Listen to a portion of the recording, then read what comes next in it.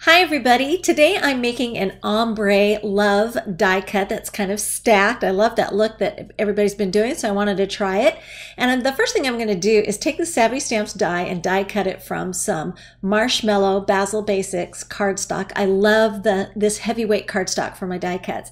And then I'm going to mount the negative to the sticky side of a Post-it note, pop the die back in there because the word love is still stuck in there, and then I'm going to release it by using my stylus tool, the finest tip of my stylus tool, to go through the pokey holes and have that stuck down to the Post-it note as well. And the reason I'm doing this is that it will hold all those pieces in place for me while I'm coloring. So whenever I'm sponging something that's kind of got some delicate edges to it, I find that this can often help me keep it anchored in place temporarily while I go over the top with my Copic markers or my sponges and inks, and then it keeps me from snagging the delicate portions of the die and ruining it and getting it all crumpled up.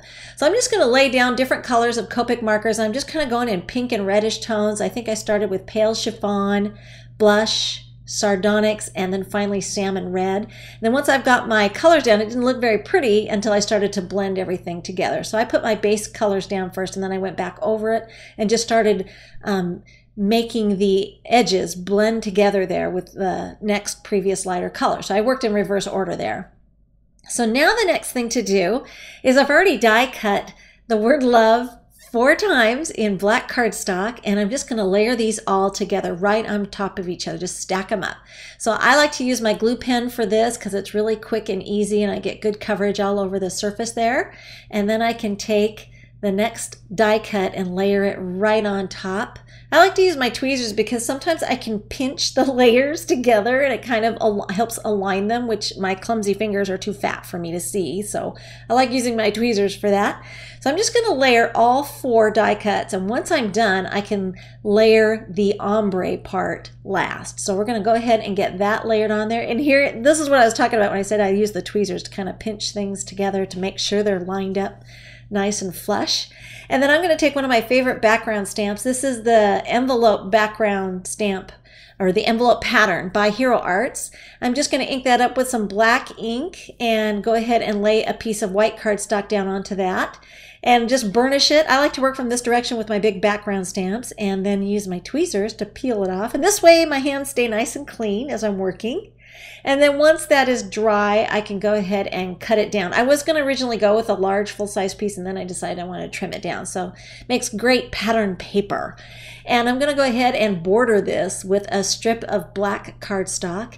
And you'll notice I applied the adhesive to the back of the pattern piece, and then I can layer it over the top of this scrap strip that I had in my bin. Then I can go ahead and mount all of them together. If I had thought ahead, I could have actually stamped that background right directly onto my card front, but I was kind of winging it. So this works either way, so I think it looks just fine, and I'll have a scrap left over for some other project.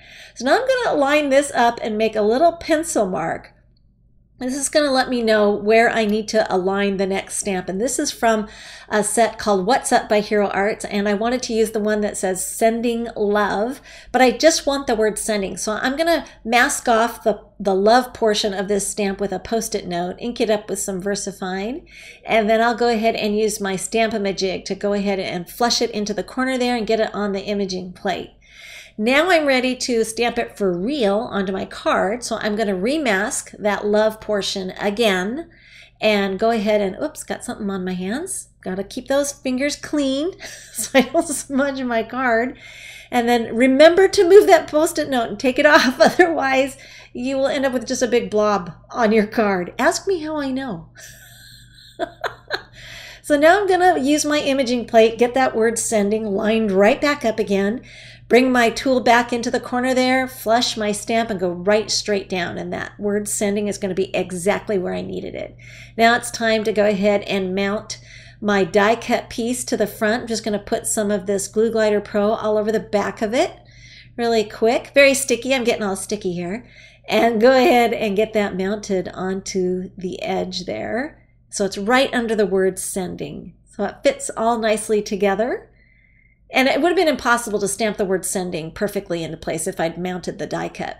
So I had to wait and mark it with a pencil first. So now I can go ahead and take some embellishment. This is just a heart die cut and an arrow. I'm just going to layer those over the top of the O for some added, just a little pop of interest there. And I think it really helps tie the whole thing together and adds a little bit of extra wow to the card. Go ahead and burnish that score line there with my bone folder, and the card is finished. I think this is a really sweet card. You could send this to anybody, and not even on Valentine's Day. You could send it anytime. Thanks for watching.